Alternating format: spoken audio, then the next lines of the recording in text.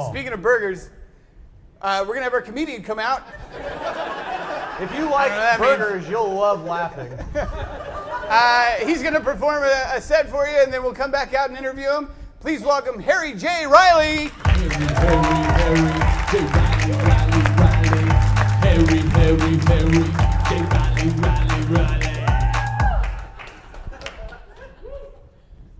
We had Mayor Condon. But like always, Ryan let him off the hook. Easy questions. He pussyfooted around the entire time. He pussyfooted. So I knew I had to come down here and do the Lord's work and bring forth some hard-hitting questions. I did my own research. Didn't find anybody named Mayor Condon anywhere. There is a Mayor Condor that was born in 1879. So Mayor Condor, are you not damn near 140 years old? Are you immortal? We need to know that for pension reasons. Mayor Condor, I got other questions for you. Do you or do you not have a plan for when the White Walkers cross the wall? Do ya? Do ya, huh?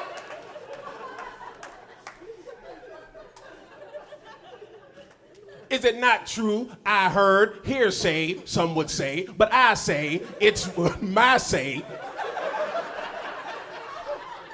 Are you not a hunter of werewolves?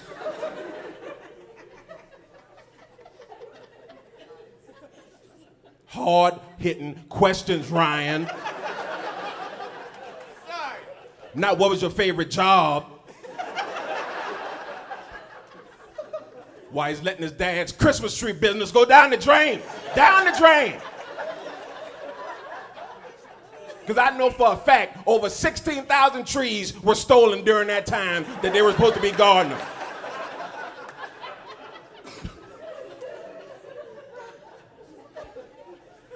Is it not true that you run an underground Fight Club-esque?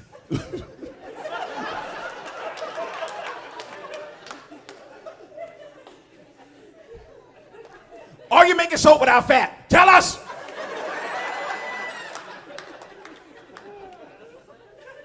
Mayor Condor, I'm on to you.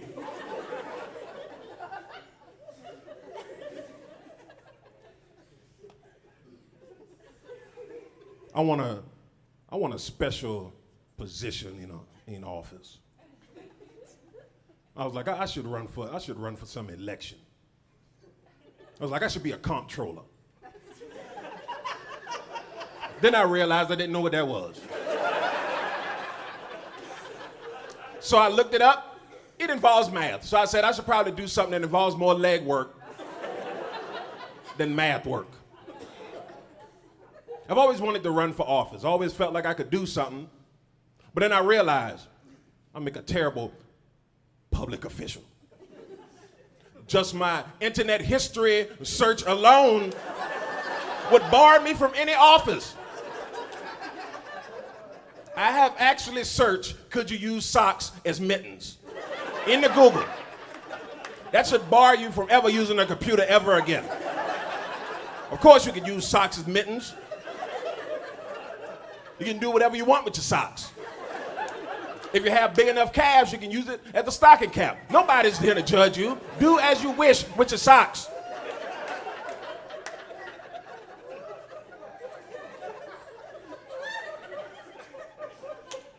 I've just always been intrigued, with running for some type of office. It was like, well, what if I did? Whoa. Man, what if I did run for some office and win something, and then I got to sit in front of a bunch of people and tell them that's a skill. You just can't let anybody tell you things. You just can't let anybody into any office and then just have them give what is going on right now. Are we all hearing that? Are we all hearing that? Okay. I'm like, man, my hearing just kicked in. Finally, those dog biscuits have a benefit after all.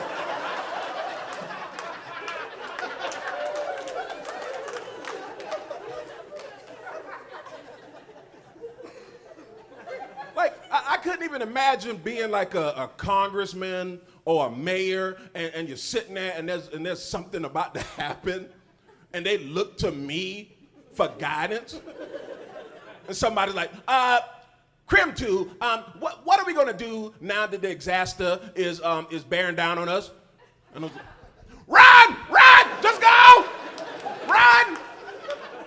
I dug a hole, only 4 people can fit, but we can all go. If I move my TV, we can get another person down there. It'd be terrible. Every election since I can remember, I have told all my friends and family, if there is a section to write in for somebody, not for serious stuff, you know, like if there's just one person running for an office, why not just bubble in something and write my name down? Just give him just a clear shot to an office. We get all comfy seat, get to kick his legs back, eat fried chicken while sitting down. No! So every election I tell them to write my name in for stuff, you know, stuff that I can actually do. Don't make me a district judge. I can't do that. But all I think you got to do is just be around to be city councilman. I was like, I could do that. I could raise my hand. I did not mean that as a slight in any way possible. None. And so every year, you know, like I'll bubble my name in and, you know, write my name in. And then I sit around and watch the 11 o'clock news. And I'm already prepared. I got on my suit, my funeral suit. I only wear it when somebody dies and I gotta go someplace that requires fancy shoes. And I just sit there and I watch the news. And I wait for them to tell us the results. And they'll be like, with 57% of the vote, blah, blah, blah won. I'm like, that's not my name. Let me check. I often do silly things, like change my name when I probably shouldn't have. But just one day, I'm just gonna be sitting there, probably not gonna even have on my funeral pants.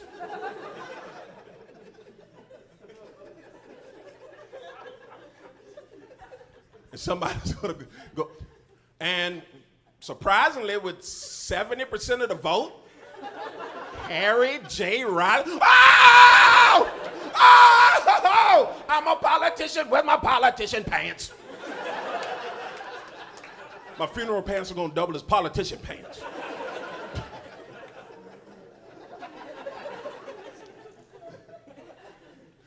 I don't drink, but I like the idea of top shelf liquor. Top shelf liquor. You know, when you ask for a drink, they go, do you want top shelf?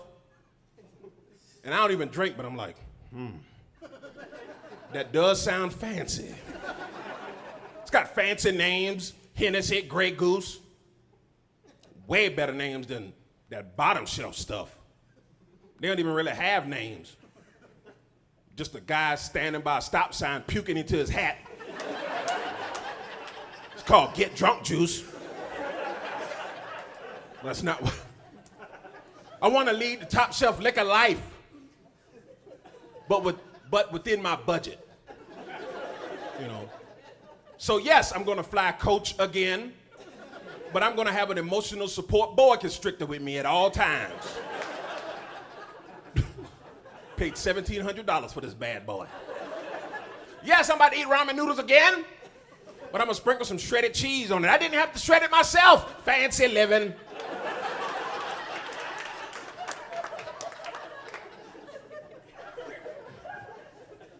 I have a daughter.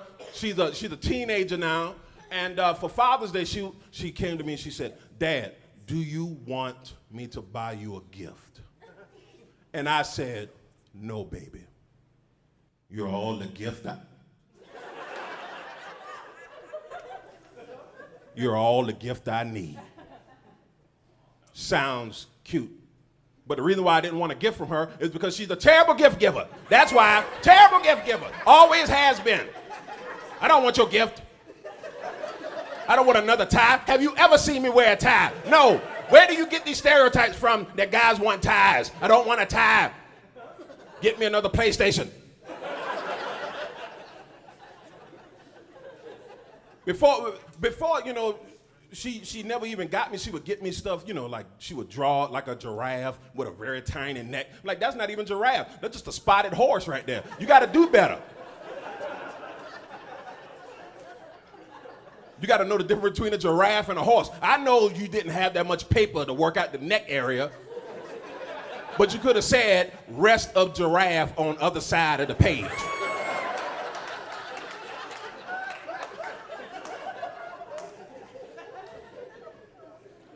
She doesn't even buy me gifts. She just wraps things that I've already lost around the house. Like a couple of Christmases ago, opened this box and my car keys was in. I was like, I was looking all over for these. And then she went, I knew you would like it. Last year, she got me a movie gift card. I was like, ooh, I can go to a movie. Went to the movie. There was only $3 on the gift card. I was like, ah, gracious. What have you done to me, child? A couple years ago, I had a heart attack. You want to know what's worse than having a heart attack? Getting the bill for the heart attack. Because 3 weeks after the heart attack, I got a bill for $68,000. And I looked at that bill and I just laughed and laughed. Because there was no way they was getting this money. I don't have $68,000. That's if you take my TV and my PlayStation. Still, you still need like $67,000.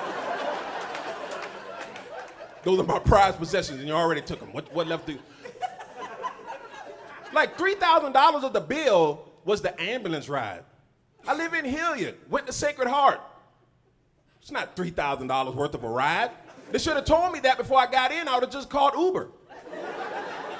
Bring a limo and some champagne. I'm going to celebrate. $68,000. I just laughed and laughed. Man, they could have just had fun with it. Just made up a number. Tell me I owe you just an imaginary number. Mr. Riley, you owe us $65 million kabillion. Just make up a number. Tell me I owe you things that don't even exist. Mr. Riley, you owe us 3 unicorn hairs and a Bigfoot paw. It's got the same chance of it being paid. Have fun. You should have known I couldn't have paid it when I showed up to the emergency room in Super Mario Brothers pajama bottoms. You should have known. It's kind of your fault that you helped me. Got a stent put in my heart, you know, and I didn't even know what that entailed. I kind of knew. I was like, oh, that's when they take chicken wire. That's when they take chicken wire and just shove it in your heart.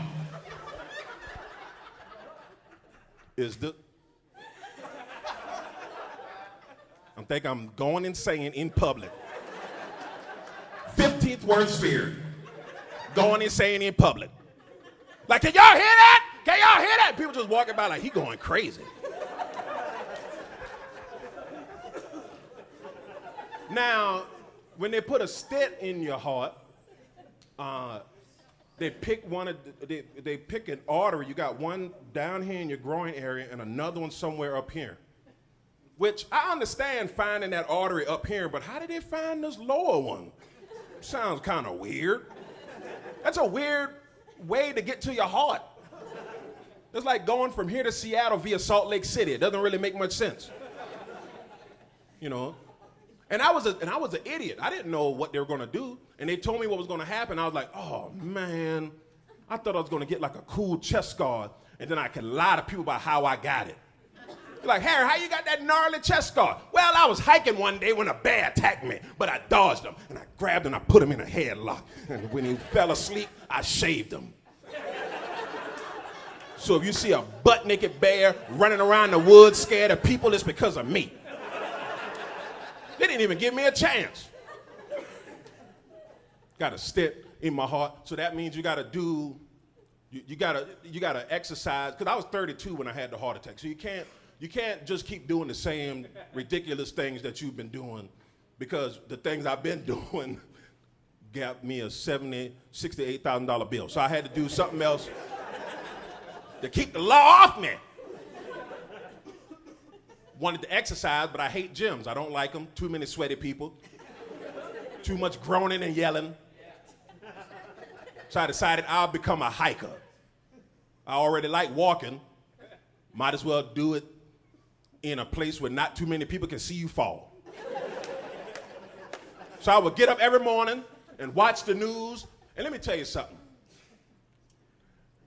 That description that the cops are looking for from the previous night, that description is a little too vague for me to chance it sometimes. Sometimes I be sitting there watching the news and watch the anchorman come on. Spokane Sheriff's Department is looking for a black male. I'm like, oh man, that's 100% me right there. Did I commit a crime last night? I hope they're all right. He stands between 4'11" and 6'9". Weighing between 73 and 424 pounds. He has a high top fade and a wonky eye. I'm sitting in the mirror like, yeah, this eye does twitch a little bit. I should probably just sit in here and finish these moon pies. That's the best course of action right now. You also gotta eat better. You know, you can't just exercise, you also gotta eat better. And I get my health care from the VA. So my nurse told me that the best way to make sure you're staying in your diet is check the nutritional facts on the back of the boxes. That's a good way to get the numbers in your head, and then it kind of keeps you from eating too much. And this whole time, I did not realize I was eating for a family of 4 the entire time. Those serving facts in the back of those boxes are ridiculous. You want to know what one serving of crunchy Cheetos is? 12 Cheetos. Who's eating just 12 Cheetos? I can't even get through all of Judge Judy. She hasn't even gone in the back to deliberate yet. I don't even have orange stuff on my finger. I'm all out of Cheetos. And I don't know about you, but I grew up poor. And when you grow up poor, no one teaches you how to eat well. They just teach you how to eat. Just shove things in your belly, you know? So now I'm going in the store, I'm trying to price out healthy stuff. Oh, I'll just get these 6 bananas for $5.99 while I'm walking by 237 ramen noodle packets for $3. It's like, I'm not even gonna eat all these bananas, and that's 3 weeks worth of meals right there.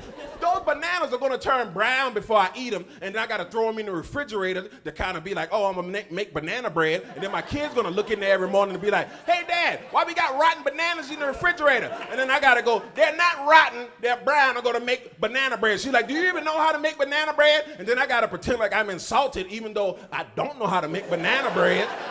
And I go, yeah, I know how to make banana bread. Banana bread's easy. You take some banana, you take some bread, you put it in the oven, banana bread. And then she goes, well, I don't think that's how you make banana bread. And then I got to pretend like I'm mad. They're like, you don't know how to make banana bread. Get out of my refrigerator, wasting all my electricity.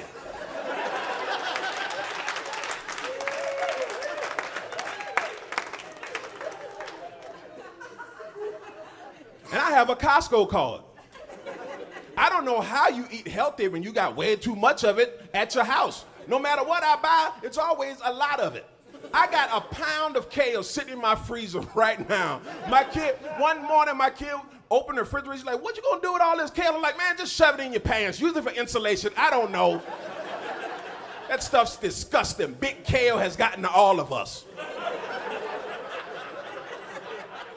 And I've been to all kinds of Costco's all over the country, and all the healthy stuff is always way in the back. I don't have the attention span to get back there before I buy something I don't even need. I have 4 kayaks at the house right now. I don't even know how to swim. What am I doing with all these kayaks? So you gotta pass by the kayaks and the televisions and the suntan lotion, and then you get back there, you grab your bale of kale and you start walking up to the front. And then you gotta walk past what I like to call the gauntlet of deliciousness. And that's that 4 or 5 rows that every Costco has that just got the sweetest things man has ever created. And I gotta walk by there like I don't know that I've had fond memories with each and every one of those items. Until I bumped into my arch nemesis, Rice Krispie treats.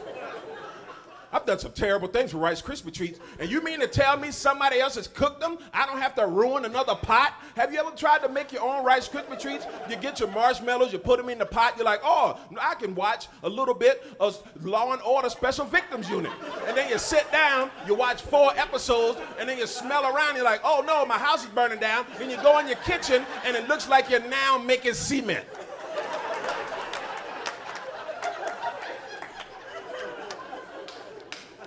So I looked at the box. It was a box of 54 for $7.99. I did not go to college for math, but that sounds like a great deal. Now I'm sitting there trying to convince myself how I can make this situation work.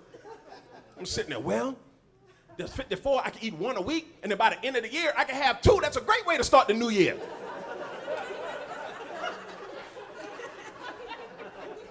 So I bought them. 5 hours later, I woke up butt naked in my basement, covered in Rice Krispie crumbs. Was like, oh no, not again! Hey y'all, thanks for your time. Thank you.